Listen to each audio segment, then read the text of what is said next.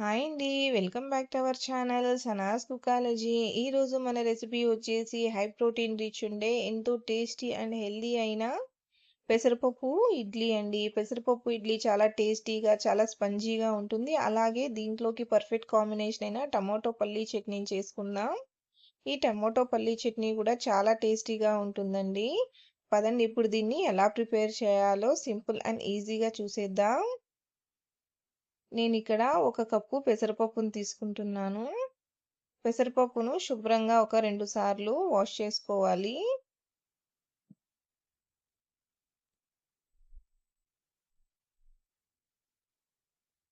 చూడండి ఇలా వాష్ చేసుకున్నాక ఇప్పుడు ఇందులోకి ఒక 2 కప్పుల నీళ్ళని పోసుకొని దీన్ని ఓవర్ నైట్ నానబెట్టుకోవాలి. కనీసం 5-6 గంటలైనా పెసరపప్పు అనేది నానాలండి.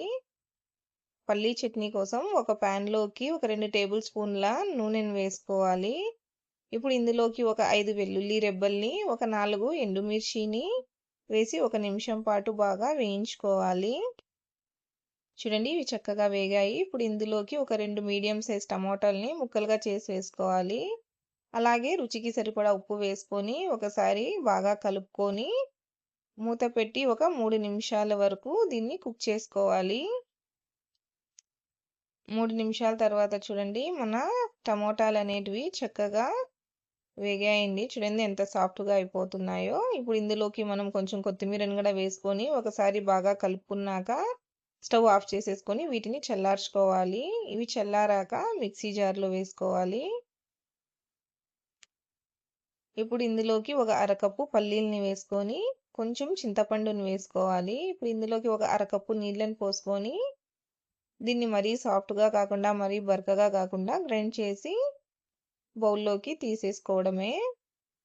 అంతేనండి. ఎంతో రుచిగా ఉండే మన పల్లీ టమాటో చట్నీ రెడీ. మీరు కావాలంటే పోపు కూడా పెట్టుకోవచ్చండి. పెసరపప్పు చూడండి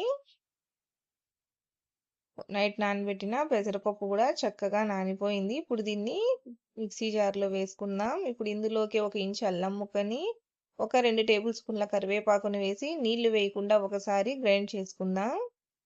చూడండి ఈ విధంగా గ్రైండ్ చేసుకున్నాక ఇప్పుడు ఇందులోకి ఒక అరకప్పు నీళ్ళని పోసుకొని మెత్తగా గ్రైండ్ చేసి తీసుకోవాలి.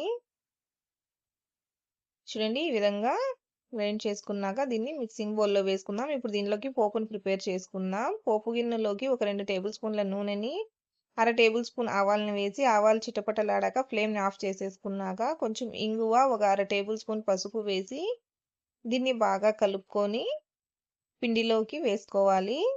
వేసుకొని ఒకసారి బాగా కలుపుకోవాలి. పిండి చూడండి ఈ కన్సిస్టెన్సీలో ఉండాలి. ఇప్పుడు ఇందులోకి ఒక క్యారెట్‌ని తురిమి వేసుకోవాలి. అలాగే ఒక 3 టేబుల్ స్పూన్ల పెరుగుని, కొంచెం కొత్తిమీరని, రుచికి సరిపడా ఉప్పుని వేసుకొని బాగా కలుపుకోవాలి.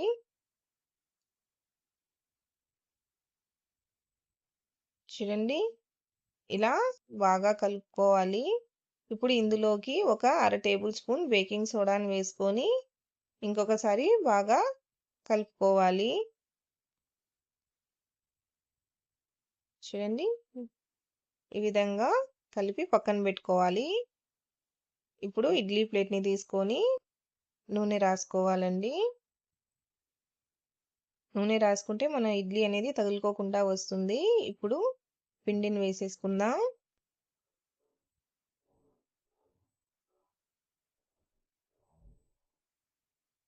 ఇలా వేసుకున్నాక ఇప్పుడు వీటిని ఇడ్లీ పాత్రలో పెట్టేసుకుందాం. దీన్ని ఒక 10-12 నిమిషాల వరకు ఉడికించుకోవాలి. 12 నిమిషాల తర్వాత చూడండి మన ఇడ్లీ అనేది చక్కగా ఉడికిందండి. ఇప్పుడు దీన్ని స్పూన్‌తో గానీ, నైఫ్‌తో గానీ తీసేసుకోవడమే. చూడండి ఎంత చక్కగా వచ్చాయో తగులుకోకుండా, అలాగే ఎంత స్పాంజీగా గూడా వచ్చాయో మన పెసరపప్పు ఇడ్లీ అనేటివి.